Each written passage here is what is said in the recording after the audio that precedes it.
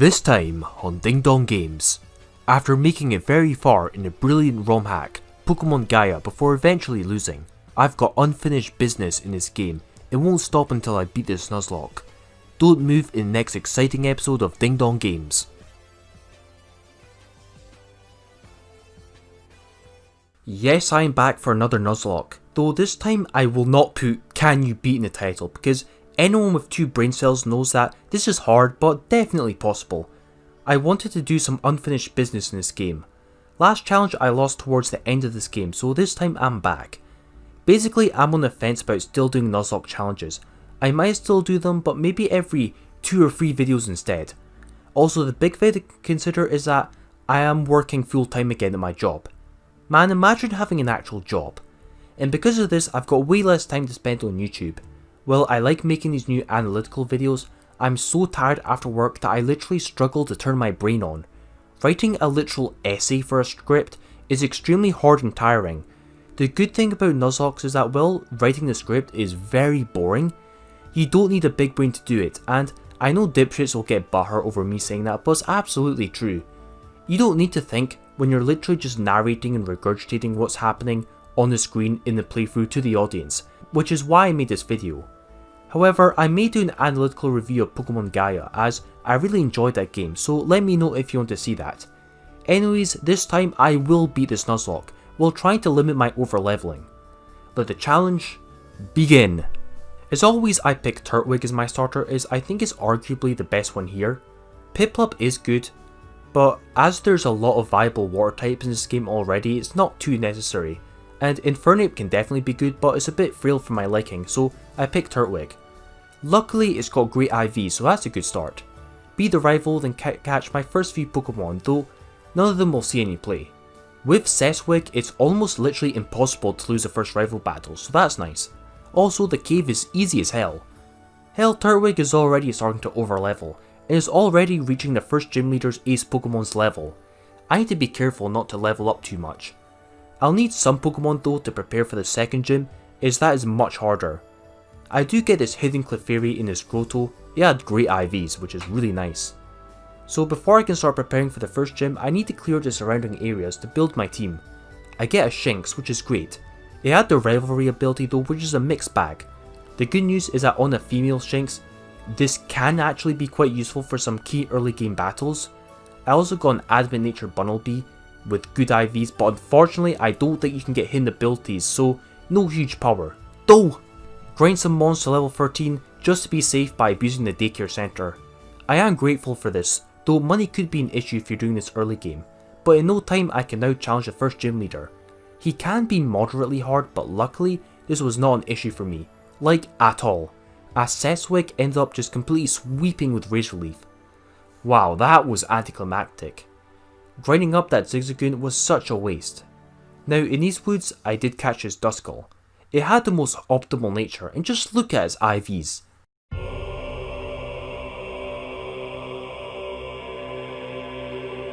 This is going to be a good wall. I forgot about this mandatory battle and got jumped by this villain grunt, but he won't be fooling me. Be gone. Now Luxio is strong, though rivalry can be a pain at times. Not much of note happens here. It was funny how my Luxio literally gained 3 levels in this one battle. Man, I need to be careful not to overlevel the next gym leader already.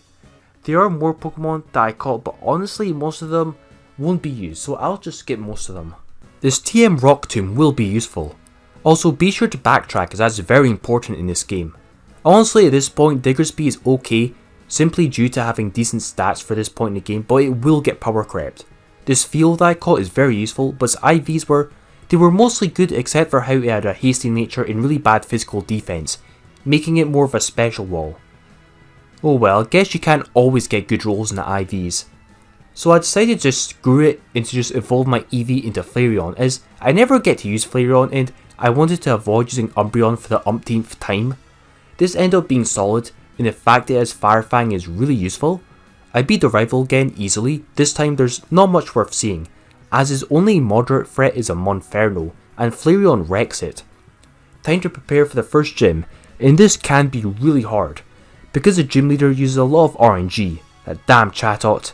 You could get unlucky and outright lose, so tread very carefully. I guess having rivalry here was really useful.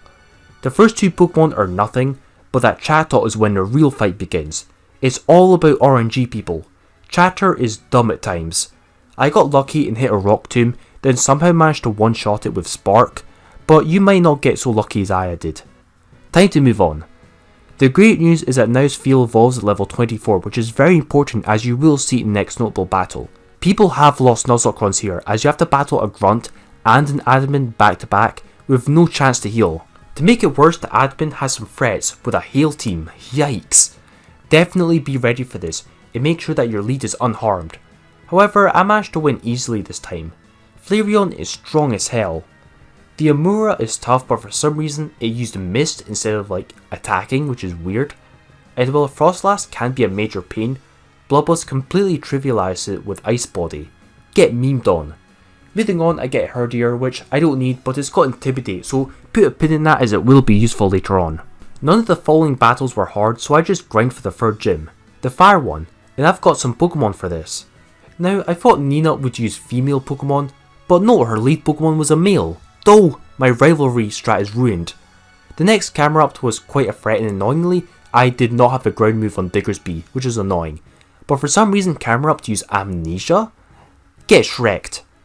Man, don't you hate missing Rock Tomb once every 20 times with that 5% chance, especially when you don't want it to?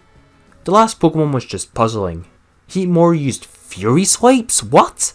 Then it used Lick? Huh? What even is this? I win now, but man, I will say that the AI in this game is very inconsistent. Sometimes it is challenging and other times it's like light platinum levels of stupidness. Now, this next encounter I had was something. A Swablu, which is one of my favourite Pokemon.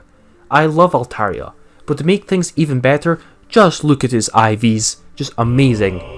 To be honest, the minus attack nature didn't even end up mattering. Duskull gets his C play now that it's evolved into Dusclops earlier on. And after that I go to clear out the Mega Evolution Tower, though this was surprisingly difficult.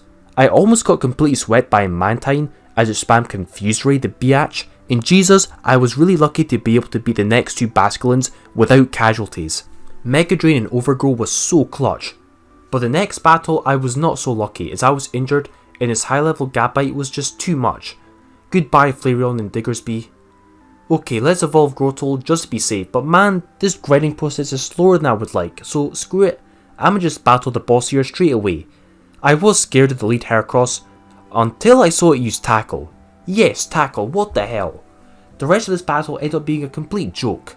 Even the Mega Odino, it was a bit silly. This next segment is harder, as you have to battle two Villain Grunts in a row, then the Adamant right afterwards. It is annoying when you don't have the chance to heal in between. The squad did get damaged before the admin, making him a challenge. I was seriously scared of the Aerodactyl, but for some reason, it only had Fire Fang and not an actual flying move. I am grateful for that. But this Golurk was a legitimate threat as it wrecked my team. This was crazy, but with Intimidate on Herdier, I somehow managed to survive its hits and Leech Seed the Golurk, which was a really risky and wacky play. Then I stalled by switching around, but even then I almost lost my Luxray. This was too close for comfort. At least I had no casualties. Now I go to this bug catching contest, and annoyingly I accidentally knocked out the first Beedrill. So I can't catch any Pokemon here, right? But because you're technically required to catch a Pokemon here for plot reasons, you have to catch something. Oh well, I guess this run is over now. Nah, I just catch the next thing. I never used the Pokemon I catch anyway, it was a Beautifly. This bit in the next gym was funny. This NPC literally tells you that she's going to use self-destruct, so I troll her. Lel. I grind for the next gym in this cave, which is really good as most of the encounters are high level Celios, which not only give good XP, but also all give out 2 HP EVs, which is great. With the EXP share that's technically doubled, so this is a great grinding spot. Evolve Dusknoir, then finish grinding. Then challenge a 4th gym leader. Celio puts in a lot of work, knocking out the first 3 Pokemon with Surf, and while Mega Beedrill is hella scary, Dusknoir ended up trivializing it. Well, that was easier than expected. And oh baby, a lucky egg. Time for some XP. Now the rival wants another beating, so I comply. Now I whap out my secret weapon. Oh my god, this thing is broken. It's crazy how you can get legendary tier Pokemon this early on in the game. Okay, this next part was pretty crazy. I decided to enter the Battle Marsh challenge, but I was seriously debating whether or not any deaths in here would even count in the Nuzlocke. Similar to using the Battle Frontier or the Battle Tent. You could argue it wouldn't because this is a battle facility with different rules. But man, I want that ability capsule. I have one battle and this was Pepega. I couldn't handle the wheezing and barely managed to stall it out. Yeah, those trainers are way bigger brained than I imagined. I had no switch in for Donphan, so I took a risk and... Oh no. Damn, abort mission, let's just pull out. Oh man. While I was really debating this, I decided in the end to just count this death just to be sure, so goodbye Torterra. It died for my stupidity. I do some random plot events in the next city, then decide to buy one Pokemon from the arcade. I get a Tyrogue which evolved into Hitmontop. Then I grind for the next gym leader. I found a great spot to grind now that I managed to get a Versus Seeker. There's this one particular trainer right outside the Battle Marsh who has 2 Palpitals and a Stunfisk, giving a lot of XP and a total of 6 HP EVs, or double that with an EXP share. This is very good, so I just use her to grind against. The best thing is that she scales with your badges as you progress, making her more valuable later on to grind against. I'll be back. Now that I've got my Wolverine, I challenge the next gym leader, even though my team isn't the best suited for it. Once again, the first 3 Pokemon weren't that challenging, but the Mega Venusaur was a pain, as not much of my team could handle it. Damn it, parafusing it didn't even do anything for God's sake. It hit me 3 times in a row while parafused, then got a critical hit and knocked out my Hitmontop. Oh, I just got that. In hindsight, I probably should have just used Altaria's base form, but it's done now, I guess. Well, 3 more gyms to go, so I carry on and I find this NPC, which is an infinite move relearner, and I sure am grateful for that. So to carry on the plot, I had to do a Braille puzzle, which I solved by just using Reddit lol. Now it's time for another admin battle. This guy uses steel types. I did find an ability capsule and decided to use it on Luxray so I could finally get Intimidate. I get jumped up by Mega Aggron, but this was really weird. When it Mega'd, my Intimidate triggered again for some reason, then it became immune to Thunder Wave? Wait, what's even happening? It was strong, but I eventually beat it. Altaria saved the day and surprisingly beats the Doublade. After this, I just go straight to the 6th gym leader without wasting time. I don't even have a full team, but I should be able to handle this.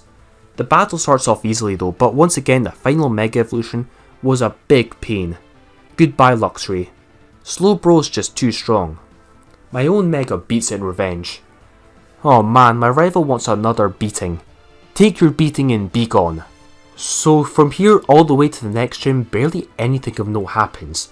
There's a lot of content, but it wasn't that significant. I caught like 2 Pokemon, but none of them were used, so yeah. I did add a Victory Bell to my team to replace Luxray, as you want a good grass type in a squad. I did get a Wild Miltank, which I was very happy about, but unfortunately its IV values sucked. So what I did was I allowed myself to breed once in the daycare centre, to maybe have a chance of getting a better one. Yeah, I'll treat the daycare centre like the arcade, where you could use it once and that's it. I breed another Miltank and it was only slightly better. I also got Wild Kangaskhan in his Hidden Grotto, which was pretty nice. So now it's time to rebuild my team for the 7th gym leader. I challenged her and my plan was to sweep with Kangaskhan, but getting hit with Poison Point kind of ruined that annoyingly. Once again the battle was a cakewalk, until our Mega Pokemon came out. Oh god, it's Mega Gyarados, and it's flexing on me. I might lose here. Now I will know what it's like to get flexed on. But somehow I managed to stop the Gyarados from rampaging through my team, damn. The next battle against the evil villain team leader was funny. Kangaskhan finally got to pull off its power up punch sweep strategy, oh baby. There are these battles where you have to beat Regigigas with each Regimon individually, and while this wouldn't really count in a Nuzlocke run, as it's a weird plot event, I make sure that I win all these battles on the first try anyways. I did catch as well Dryhorn, which I do like, and then I prepare for the final gym leader, and this one is by far the hardest. Victory Bell leads off and beats Hippowdon, but the Sandstorm is a pain. His Ace Garchomp is in next, and man, this thing was a huge threat, as it Mega Evolved and hits way too hard. I anticipated this as an NPC literally warns you about Mega Garchomp. I sacked my Intimidate Herdier, which I basically brought just as discard fodder just for this fight, but at least its sacrifice won't be in vain. This managed to weaken Garchomp enough so I can switch in something safely. Dusknoir can burn it, but though I missed. Now in hindsight I probably could have taken another hit, but I didn't want to risk it. So I did a risky move by switching in Altaria, and thank God I was able to switch in safely. Now I've got to reveal my secret strategy. I use one Dragon Dance and then I just start sweeping. Then Wolverine takes care of the rest. This could have gone a lot worse, so overall I'm happy. Now the end is near. I have another battle against my rival, but this time it was surprisingly more of a challenge. This time as Gigalith was able to stop my Altaria, and now the team was in a bit of trouble. The Infernape was a threat, but this time the Confusion Hacks was actually good to me. Then I just went after that. Now I am aware of the next villain battle after I got wrecked by her the last Nuzlocke run, as the battle just came out of nowhere, so I make sure to evolve my Rhydon before that. As I was clearing out all the Elder Grunts, I once again made the same mistake that I made last time. I forgot where exactly the battle triggered and accidentally walked into the mandatory battle. Oh, this is dumb. Is the battle triggers out of nowhere. I made the same mistake as last time. I was wanting to make sure that all the grunts were dealt with first, as I didn't want to waste time needlessly backtracking to heal. So once again I've got to battle the villain leader with some injured Pokemon, which is really bad. The first Miss Magus went down easy, but the Sigilif was a big threat. Thankfully Dusknoir beat it, but this was a big problem. I've got no out for this Mega Gengar now that my Wolverine is injured. Rhyperior got wrecked. Victory Bell missed its Sleep Powder and also got wrecked. Oh god, I'm gonna lose again. I had no choice but to risk my Altaria, and annoyingly I was not ready for this fight, as I forgot to teach Altaria Earthquake, which was really obnoxious. Otherwise this would have been an easy sweep. If Gengar had a poison move, I would have gone swept straight away. This was super close, but Altaria also beat down the next two Pokemon. This was really tense, but the final Salamence took one more Pokemon from the team. And with that, I have won and gotten past my previous defeat, but at the cost of half of my team. This is really bad.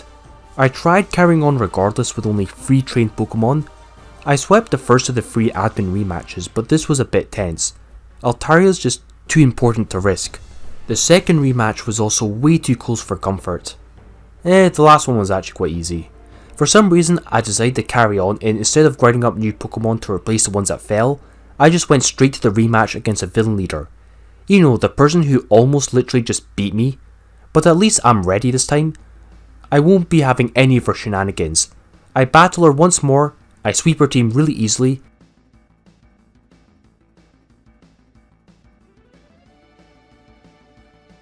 Then I sweep her again, which uses her legendary Regimons. The power. All that's left now is to clear out Victory Road. I catch the last few Pokemon available and clear out Victory Road with 3 of my trained Pokemon. The weird thing was that the trainers in Victory Road were way lower level than I thought, considering I was just fighting late level 50s. The rifle gets one last beating.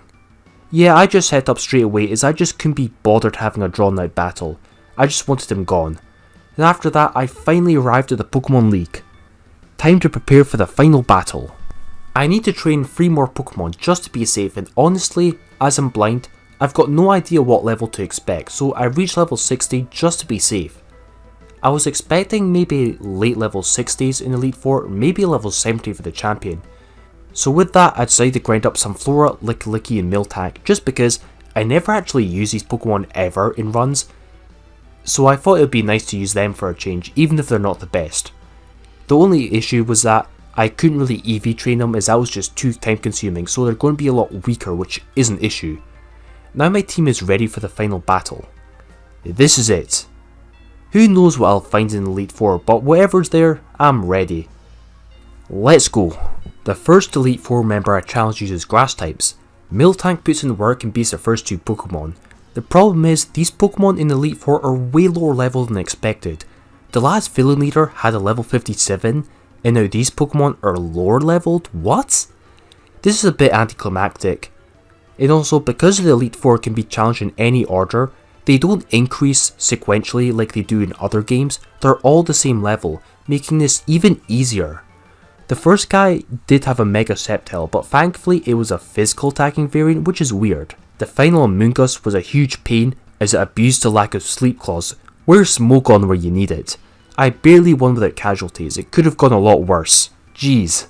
The second Elite Four I was expecting to use rock types, but annoyingly she uses fighting types which I am not equipped to handle. I had no switch into this +1 Hawlucha and had no choice but to risk my Miltank, which did not pay off.